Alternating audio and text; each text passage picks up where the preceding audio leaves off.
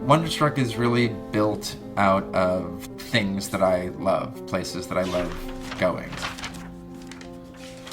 When I was thinking about setting this book in New York, so I thought, well, what if I have the kid run away to the Museum of Natural History? Like, what would happen there?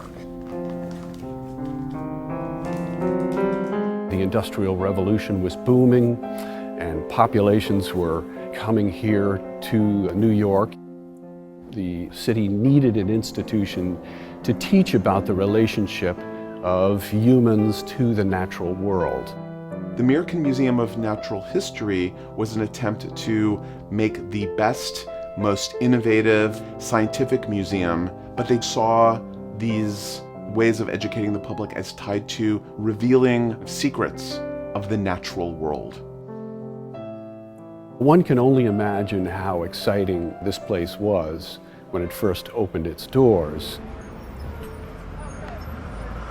And the amazing thing is, there we are in the Museum of Natural History.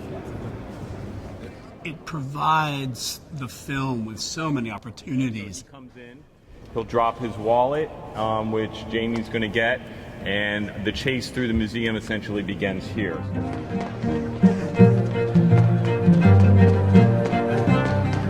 The breadth of them is really what's, I think, magnificent about this location.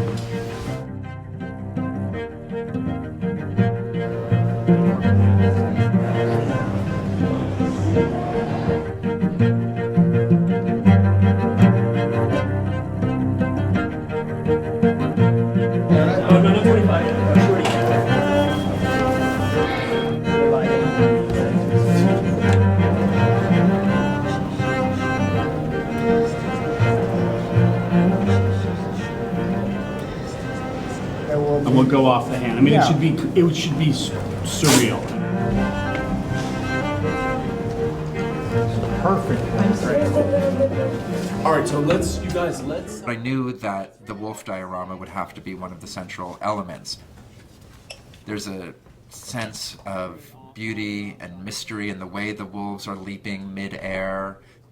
It just always drew me. Shine the flashlight on your own face when I say 3, like this, Theos. And we'll just put you in position, and you just circle it on your face, and then Joel will circle his light on the wolf face. The wolf diorama is really the epicenter of the narrative, and it runs through the film like an electric current. And by this point, you have slid, right? And then look at him there, Jaden. Look at him. It's a place where a very dramatic and intimate scene occurs. This plays such a pivotal part in the narrative and the emotional story.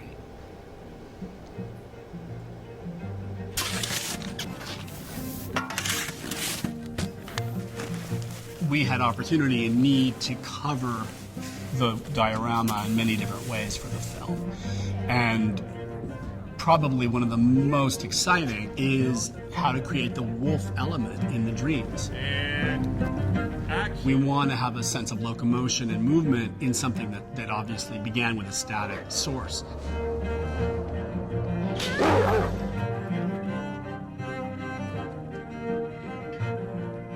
What's really cool about this is that because we're working within intense limitations of something through glass that's static, and you're using the camera to move it around, I think the result is scarier and creepier and more interesting. We really made motion out of stasis and used some of the most rudimentary techniques to achieve that.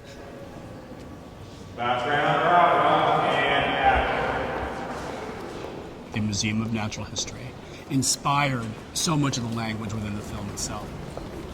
Cut. It was an amazing privilege. All right, let's add more light to the lion. Another one bounced here. The themes of the diorama and the practice of the Natural History Museum are things whose meaning gains personal relevance and depth as the film intricately and carefully unfolds.